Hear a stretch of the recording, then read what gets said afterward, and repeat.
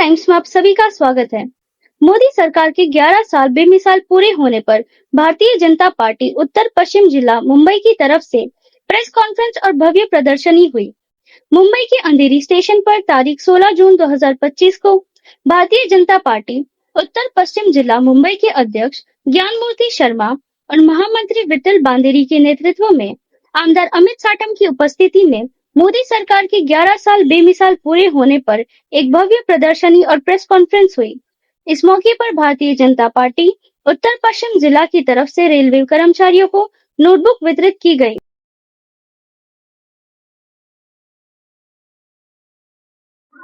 नमस्कार। भारतीय जनता पार्टी उत्तर पश्चिम मुंबई की ओर से यहाँ पर आज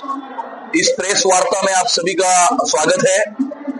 मेरे साथ में यहाँ पर हमारे विधान परिषद के विधायक राजन सिंह जी, उत्तर पश्चिम जिला के हमारे जिला के अध्यक्ष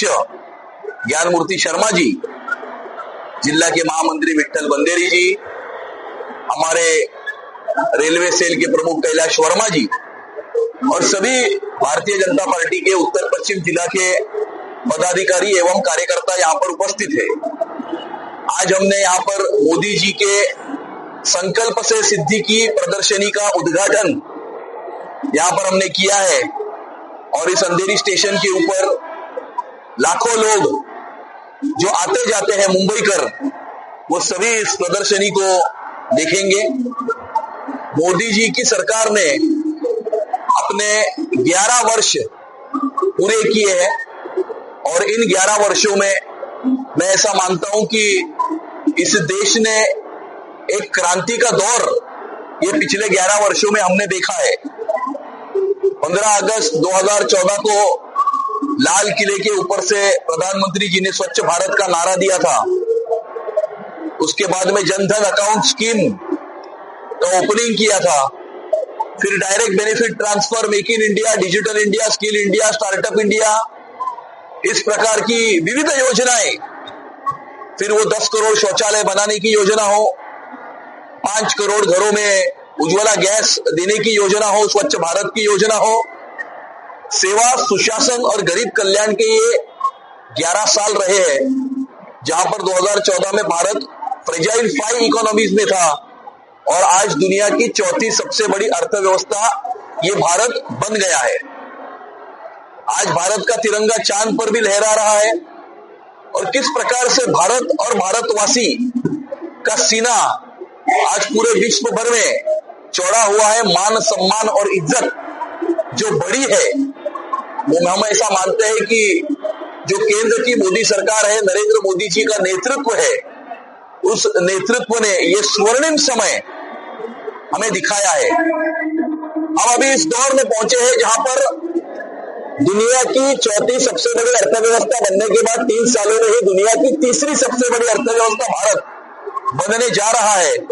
और 2047 में भारत एक विकसित राष्ट्र होगा, डेवलप्ड कंट्री। उस दिशा में हम आगे निकल पड़े हैं। भारत ने अपनी परराष्ट्र नीति में भी एक बहुत बड़ा शिफ्ट पिछले 11 वर्षों में देखा है कि हम न इस तरफ देखते हैं, ना उस तरफ देखते हैं, हम सिर्फ अपनी तरफ देखते हैं। दिस वे और दैट वे की राजनीति ना करते हुए माय वे की परराष्ट्र नीति नरेंद्र मोदी जी की सरकार ने जो अपनाई है कि मेरे देश के और मेरे भारतवासी के हित में क्या है, उस दृष्टिकोण से भारत की सरकार जो है वो कार्रवाई करती है। और पिछले 11 वर्षों में हमने एक ऐसी सरकार देखी है जो इस देश में रहने वाले 140 करोड़ भारतवासियों की चिंता तो करती ही है, लेकिन पूरे विश्व भर में भारतवासी अगर कहीं भी संकट में है तो उसको भी बचाने का काम हिंदुस्तान की सरकार करती है। ये हमने येमेन के युद्ध के समय पर देखा, रशिया यूक्रेन के युद्ध के समय पर देखा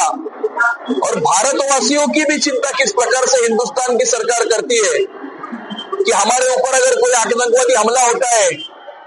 अगर पुलवामा का 14 फरवरी 2019 को हमला होता है या 22 अप्रैल 2025 को पहलगाम का हमला होता है, तो भारत ये दिखाता है कि ये नया भारत है, ये घुसेगा भी और घुस के मारेगा भी। और एयर स्ट्राइक हो, ऑपरेशन सिंदूर हो, ये करके हिंदुस्तान की सरकार ने ये बता दिया है कि पाकिस्तान अगर अमन की आशा नहीं समझता है तो ब्रह्मोस की भाषा सिखाने की ताकत हिंदुस्तान की सरकार जो है वो रखती है। और इसीलिए ये पिछले 11 वर्षों में कृषि के क्षेत्र में हो, उद्योग के क्षेत्र में हो, पर्यावरण के क्षेत्र में हो, इंफ्रास्ट्रक्चर के क्षेत्र में हो, या मानव जाति के ऊपर आया हुआ पिछले 102 सालों में सबसे बड़ा संकट जो कोविड का संकट था, उस कोविड के संकट से भी इस देश को अपनी खुद की वैक्सीन बनाकर 140 करोड़ के भारत को 6 महीने में फुल्ली वैक्सीनेट करके दुनिया के 92 देशों तक हिंदुस्तान की वैक्सीन ने जाकर वहां के लोगों के भी प्राण बचाए। इस प्रकार से वसुधैव कुटुंबकम के नारे को मानने वाली और आगे लेकर जाने वाली ये नरेंद्र मोदी जी की सरकार है, जिस सरकार ने आर्टिकल 35A और 370 को भी खारिज किया, जिस सरकार ने राम मंदिर भी अयोध्या में बनवाया, जिस सरकार ने CAA का कानून भी लाया, जिस सरकार ने वक्फ बिल का अमेंडमेंट भी लाया, और इस प्रकार से एक के पीछे एक क्रांतिकारी इस प्रकार के जो बदलाव है वो इस देश में लाने वाली ये सरकार, ये भारत की सरकार है। और हमें ये पूरा विश्वास है कि आने वाले समय में भारत विश्वगुरु तो बनेगा ही, लेकिन जब भारत विश्वगुरु बनेगा तब भारत का नक्शा या अखंड भारत का नक्शा होगा। आने वाले समय में अखंड भारत बनेगा। और हम सब मुंबई में रहने वाले लोग हैं, मुंबई की लाइफलाइन ये रेलवे होती है। और अभी जब मैं इस प्लेटफॉर्म के ऊपर आया अंधेरी स्टेशन पर, तो हमें सीढ़ियां चढ़ने की आवश्यकता नहीं थी, हम एस्केलेटर से ऊपर आए।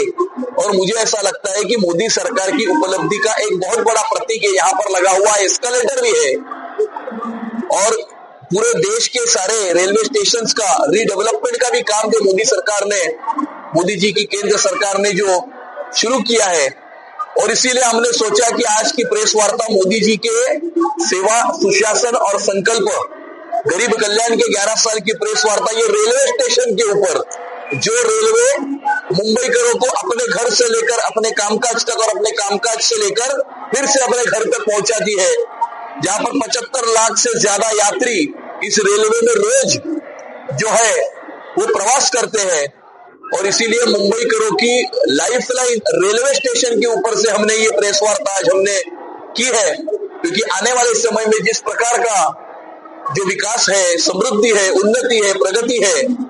जो हमने पूरे देश में देखी है, महाराष्ट्र में आदरणीय देवेंद्र फडणवीस जी के नेतृत्व में जिस प्रकार से जलयुक्त शिवार हो, समृद्धि एक्सप्रेसवे हो, कोस्टल रोड हो, अटल सेतु हो, मेट्रो हो,